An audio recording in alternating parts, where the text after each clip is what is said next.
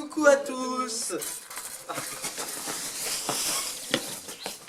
On se retrouve pour une nouvelle vidéo sur des résumés des critiques de films. Alors, en premier, on va vous présenter le livre Demain la Révolution, Grand cœur malade. et 4. En premier, nous allons vous parler de Demain la Révolution. Ce livre est écrit par Valérie Zenati. Son édition est neuve de l'École des loisirs. Il a été écrit en 2004. C'est un roman fantastique. Cette histoire se passe dans une ville à l'école Jean Moulin. Les personnages de ce livre sont des enfants écoliers. La maîtresse est l'ogre des écoles, le surnom donné au nouveau directeur par les élèves de l'école. C'est l'histoire de Madame Mervan, la directrice de l'école, qui tombe dans les escaliers devant sa classe. Elle est amenée à l'hôpital et plus tard, on apprend qu'elle est tombée dans le coma. Malgré cette tragédie, l'école doit changer le directeur. Une fois le nouveau directeur en place, les choses se passent différemment que l'on pouvait imaginer. J'ai bien aimé ce livre car il était court, avec une grosse police de caractère. Je n'ai pas aimé ce livre car je n'ai pas aimé le sujet de ces histoires et je l'ai trouvé un peu enfantin.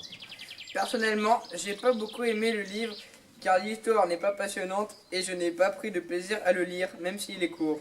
Moi aussi je l'ai trouvé court, mais je n'ai pas trop aimé ce livre car l'histoire n'est pas intéressante et trop enfantine. Nous recommandons ce livre car il est facile à lire, mais nous le recommandons plus particulièrement pour les personnes d'âge entre 5 et 12 ans. Maintenant nous allons parler de Patient de Grand corps malade. Il a été édité par Don Kishito en 2012.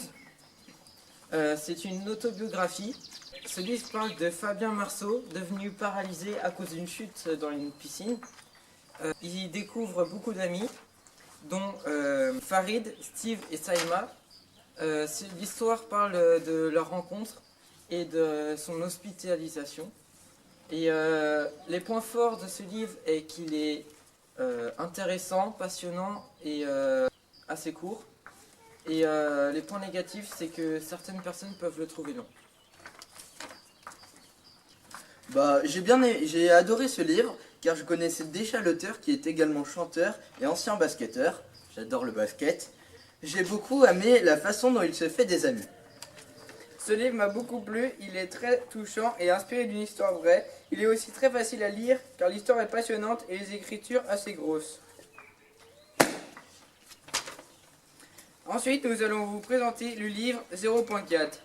Le livre 0.4 a été écrit par Mike A. Lancaster en 2011 au Royaume-Uni. Il a été édité par Blast. L'histoire se déroule dans le village de Millgrove, près de Cambridge. La date ne nous est pas donnée. Les personnages principaux de ce livre sont les deux ados Kyle et Lily, Miss O'Donnell, Danny, celui qui fait le tour d'hypnose, et Monsieur Peterson, la personne qui est laissée sur la scène. C'est l'histoire de 4 personnes qui se réveillent lors d'un spectacle d'hypnose, sauf que tout le monde avait changé autour d'eux, sauf eux. Quelque temps après, les habitants de la ville se remettent en mouvement et les 0.4 sont soulagés. Les deux ados Kyle et Lily rentrent chez leurs familles respectives. Une fois chez eux, ils posent des questions à leurs parents, mais leurs parents leur disent qu'ils ont halluciné.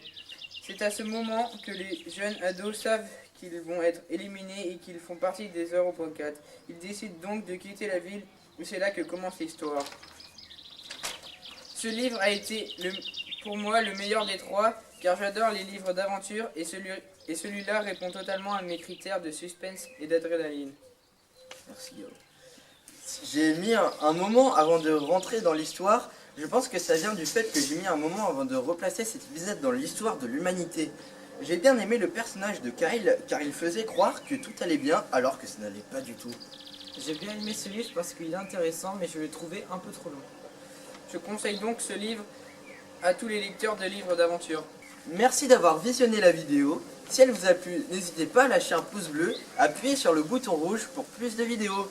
Au revoir tout le monde!